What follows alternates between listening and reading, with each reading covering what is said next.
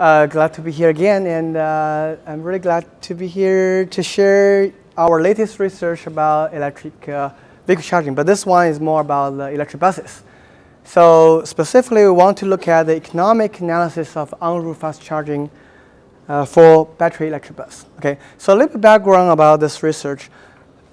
For electric buses, we know there are a lot of potential benefits. You can reduce emission, you can increase the energy efficiency, and in the long run, many agencies report that you can actually save money using electric buses. But again, electric bus is relatively new things, and then there are a lot of complications. And let me give you a few examples.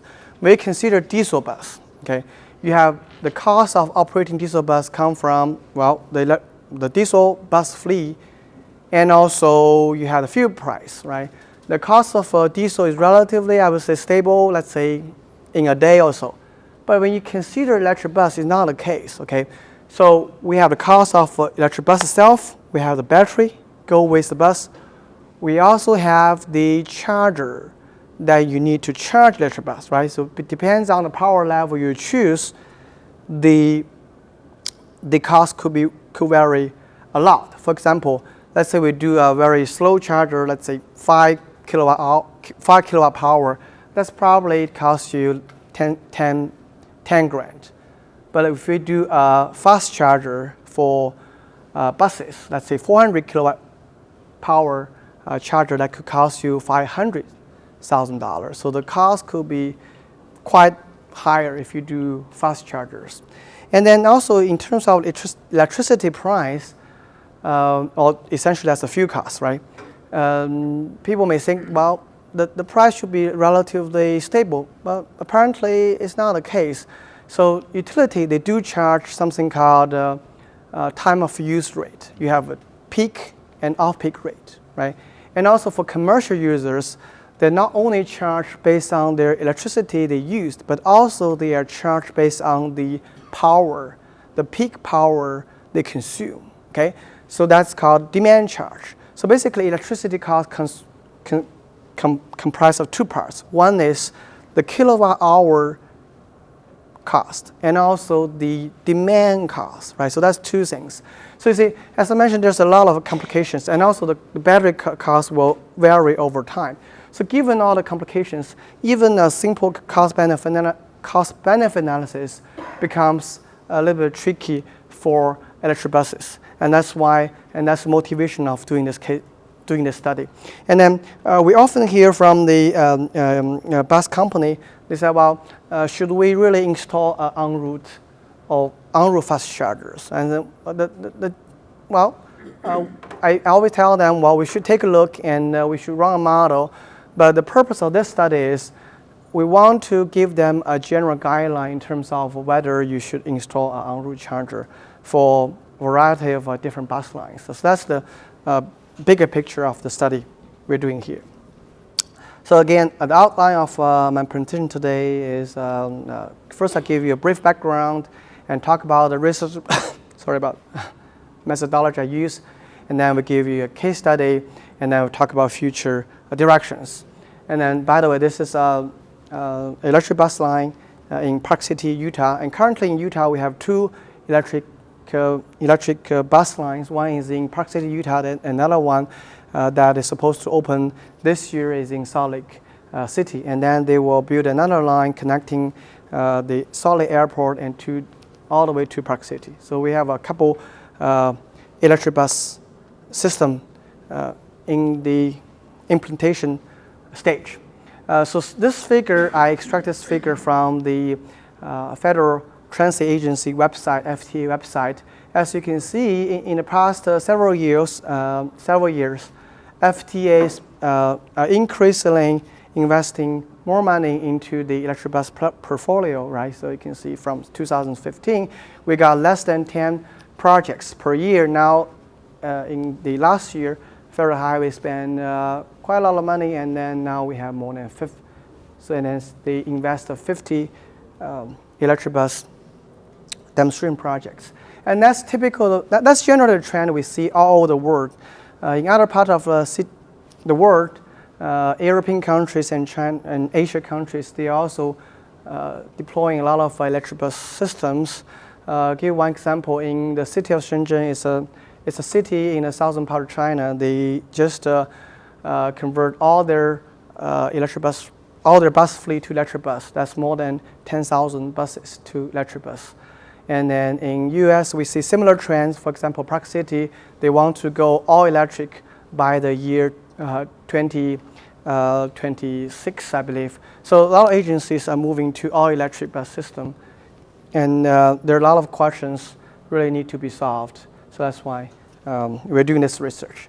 To give you a better picture of how electric bus operate, here is a typical electric bus operation, typical electric bus map route, and then I will use this map to show you how it operates. Depot, that's all the bus stay overnight. Okay, you can typically they will stay there for 7, 8, 9 hours, so you can charge your bus in the depot.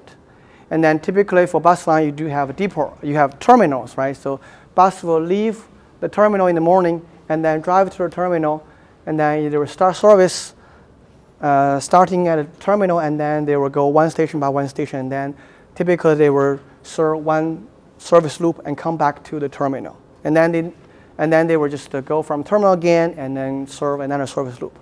Typically they don't go back to the depot during the day. They will only go to the depot in the evening. So when you think about charging options here, you can install a charger at the depot, right? So you can at depot, and they can charge your electric bus overnight. So that's one option, right? And another option you can choose is you can install so-called fast chargers at terminal, right? So because bus stay at terminal for a relatively short period of time, typically stay, let's say 5, 10, or 15 minutes. So if you want to charge your electric bus, you have to have very high power fast chargers. And then that definitely costs more money. But the trade-off here is really, if you think about depot, you can install a low power charger, but the battery should be big, because when the bus leaves the depot, they never come back until the end of the day, right? So you have to have a huge battery, but the charger cost could be relatively low. And for the other option, we call this en route fast charging option. You need to have a very high power fast chargers. The cost will be very high, but on the other hand, because you can top off charging your battery every single loop, right? So you don't have to carry huge battery. You can carry a moderate battery, but the other thing we should consider is the electricity cost. Okay, so typically, if you charge your vehicle at a depot, you don't have the high demand cost, or you don't, and now it's off peak, so you have off peak electricity rate. But if you charge your bus during operation, you will hit this peak electricity rate. And also because the power you need to charge your vehicle is so high, so it's very high demand, right? So you will hit also very high demand costs. So that's all the trade-off we will consider in building this model, okay? So this is two options we're looking at. If you charge your vehicle in a depot, right? So the benefit will be low charger cost and off-peak charging rate, but you have a high battery cost because the bus has to carry a battery, and then the battery should be sufficient for the whole day operation. But if we do this picture was taken in Park City, Utah. If you use this en route fast charger, the benefit will be the battery cost will be low, but the drawback will be the high charger cost. So for this 400 kilowatt charger, it could cost $500,000 for each of the charger. And then the other drawback is the electricity rate. It will be on peak rate, and also you will have high demand cost. Okay. So the research question for our study, sorry about that, is we want to conduct a quantitative analysis to investigate whether transit agency should install en route charger or not, by comparing different charging options, whether we should do depot only, whether we should do en route fast charging only, or we should do both. Okay, and then we want this answer to be general. Well, certainly we can answer the question using mathematical modeling, optimization models, but we want this answer to be general so that we can provide some general guideline for transit agencies. Okay, so how we do that? First, we want to get some analytical answers. So we build an integrated optimization model. So using the model, we can determine the optimal plan for the for the battery electric bus route. That include the optimal charging schedule as well as the battery size, the charger power level, and then using the model, because we want the model to, we don't want simply tell people, you go ahead and run the model, right? So we want the result to be more general. So that's why we pick 10 different bus lines in Solid City, and then we test the model, and we apply the model to these 10 bus lines, and then we get the results, deployment results for this 10 bus line. And again, we want to go one step further. We want to be more general. So we use these 10 bus lines and we change their frequency, we change their route lengths, we change their operation hours. So we generate 100 random, not really random, basically based on this 10 bus line, we generate 100 bus routes. And then we tested, we did some sensitivity analysis based on this 100 bus route. And then we want to show some more general results. So for the model part, it's again optimization model. I will not go to details. I will simply go through the framework of the model. So the objective function here is to minimize the so-called variable cost. Okay, so you can see here we don't have a vehicle cost because that's typically it's a fixed cost, right? So we consider battery cost, and then we consider the charger cost, and for the electricity cost, there's two parts. One is the energy cost itself, so that's the kilowatt hour cost. But for this kilowatt hour cost, you have two potential outcomes. One is the peak, the other one is off peak. For the demand charge, that's again, for commercial users, you are typically charged based on your highest demand you hit. You think about electric vehicle chargers, when there's no vehicle charging, then there's zero demand, well, 0 kilowatt. And then with the vehicle coming, especially you have a fast charger for electric bus, then can hit 400 kilowatt hour, and then when the bus leaves, then go to 0, right? So you can have this zigzag power demand. But that's what utility is looking for. They will charge you for the demand, the peak you generate, not necessarily the energy you draw from system, but based on the peak you hit. Okay, so that's why we consider demand charge also. So in terms of constraint, we have 4 sets of constraints. First is the battery SOC due to the consumption and also recharging. The second set is the battery SOC, which is limited by your chargers. Certainly you cannot go beyond so that's the third one. You cannot go beyond the power limited by the charger itself. And the second one is the SOC range. So for electric bus, you want to keep the SOC within a certain range so to protect the battery.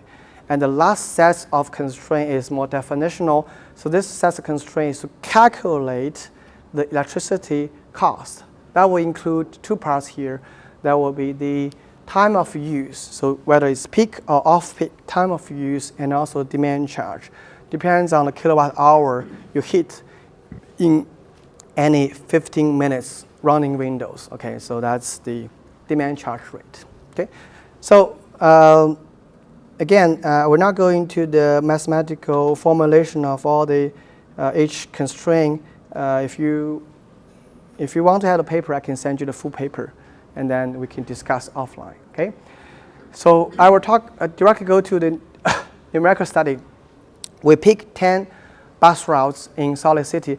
So you can see that the 10 bus routes, they vary in terms of length, in terms of service hour, in terms of frequency, and then it's spread out across the city. We just want them to be representative. Okay, so this is the downtown Salt Lake, but there's this 10 bus lines spread out in the Salt Lake Valley. And then here are the information of all these 10 bus lines. You can see they have different fleet size, they have different lengths, and then they have different service loop over the day, and then also deport different distance to their base station. So we applied the optimization model to this 10 bus line, and here's the result.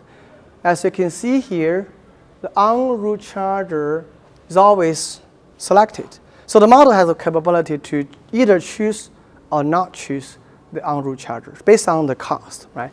So the model tells us, optimal result tells us, it's always beneficial for these 10 bus lines to install an en route charger. The power level range from 200 kilowatt hour to 400 kilowatt hour, but they always tell us to install one.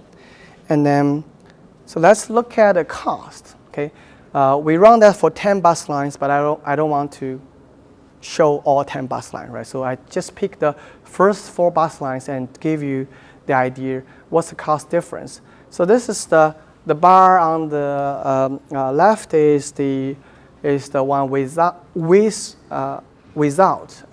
en route charger. So basically depot only. If you just install the depot charger only, so that's the cost. Okay, and then with means if you install en route charger, so what the cost looks like. Okay, so we compiled all these different bars. You can see, well, obviously with is always higher, at least for our 10 bus lines, it's always higher than, well, without is always higher than the with option. So basically tell us it's always beneficial to install en route chargers.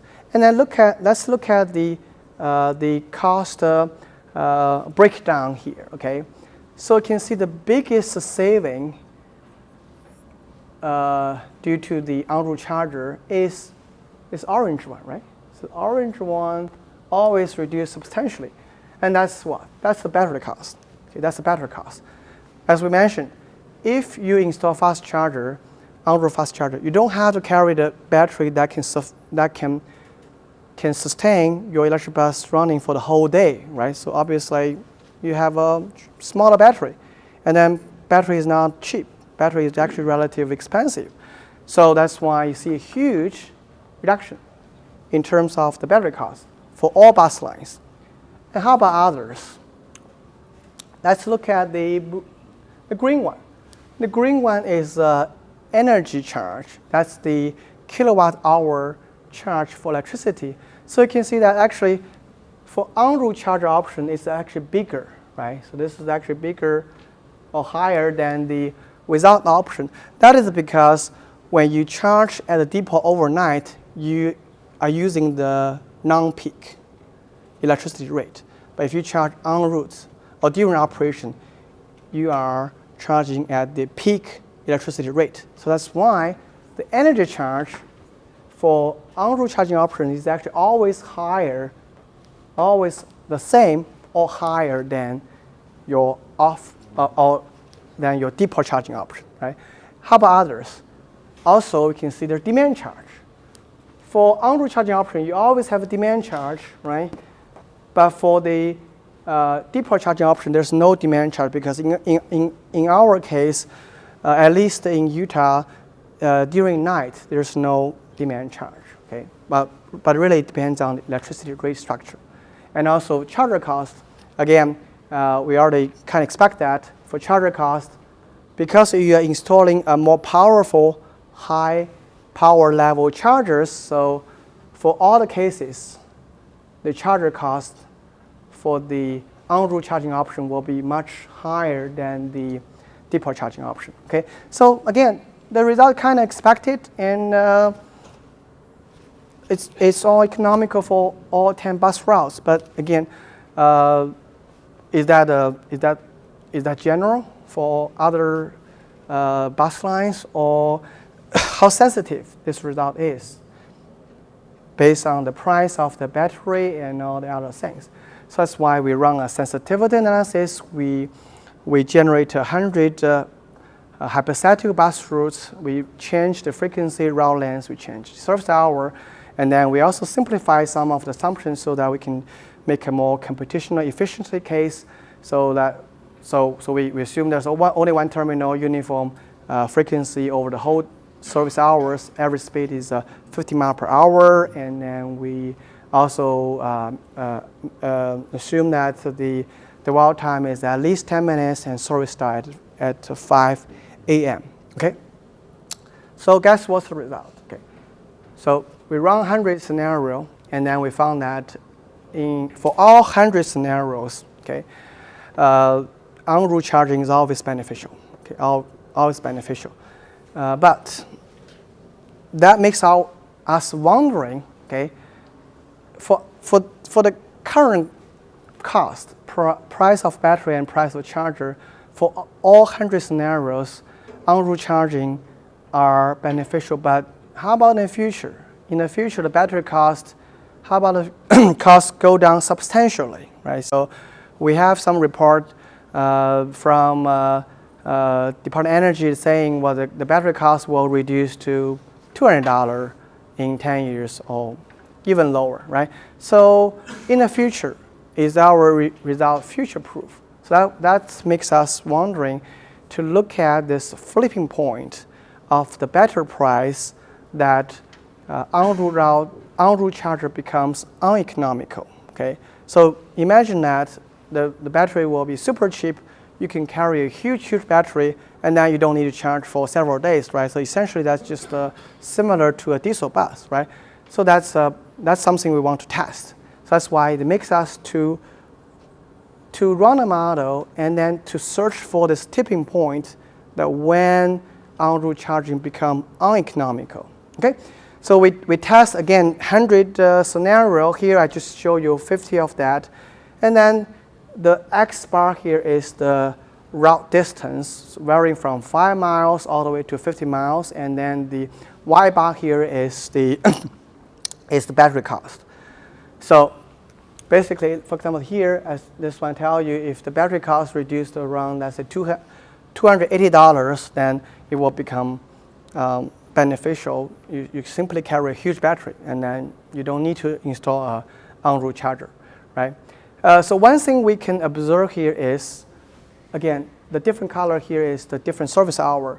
So when you increase, for the same bus line, for the same route length and everything the same, if you just increase the service hour from 14 hours per day to 18 hours per day, so as you can imagine that en route charger is becoming more and more competitive, right? So basically, you will see the price reduce. So basically, for this 18-hour service scenario, the battery cost has to reduce to 180 to be competitive, right? But we see some anomaly. For example, here, for the 20-mile long route, and then you go service hour from 14 to 15,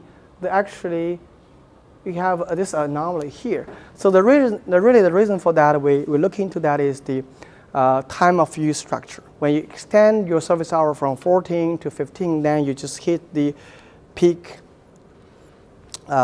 You hit the peak hour and then kind of increase electricity cost, and then that's why you say that you can see some anomaly here. And apart from that, when we look at the route length, we expected there's some pattern, but there's not a lot of a clear pattern here. I think the reason really is because of the time of use rate structure and also the demand charge. So basically, that's the electricity price that affects the general trend of that. Okay, so that gave us a lesson that for electric bus, the electricity cost and rate structure really matters for transit agency. You have to look case by case. But again, a general message you can get is the battery cost has to go very low so that the en route charging option become uneconomical, right? So it has to go, typically I would say $100 per kilowatt hour. That's, at least for now, it's not very realistic. So currently, we're talking about 500 to 300 range. So $100 is very, very, very low. And also, in the same time, when the battery costs reduce, you can imagine that the charger costs will also reduce. Make sense? So maybe when the cost of the battery reduced to 100 kilowatt per hour, then your en route charger will become pretty cheap also. So then, in that case, the answer is still not conclusive. So we still say, well, maybe it's still beneficial to install en route charger because it carries smaller battery, right?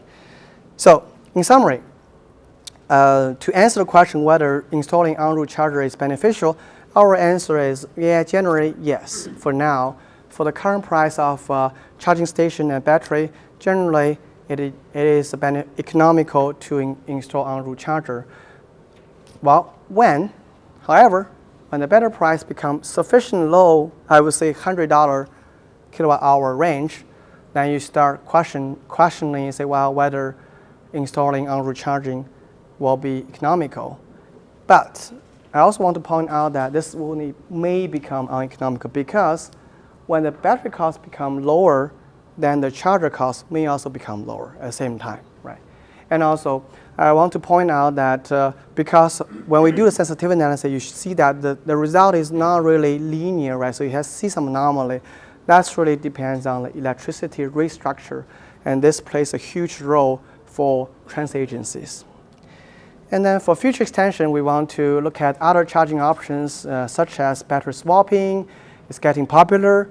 And there's also concept about dynamic wireless charging. So basically, you can charge your electric vehicle while the vehicle is moving. You don't have to charge the vehicle stationary at a depot or terminal. And also, this limitation of the model is this is for single bus line, and we want to extend the model to a bus network or system. Okay. So that's pretty much concludes my presentation. And again, the full paper has been published in Transportation Research Record. And here's the DOI, and you can shoot me an email. I can send you the full paper if you would like to look into the details of the model. Thank you.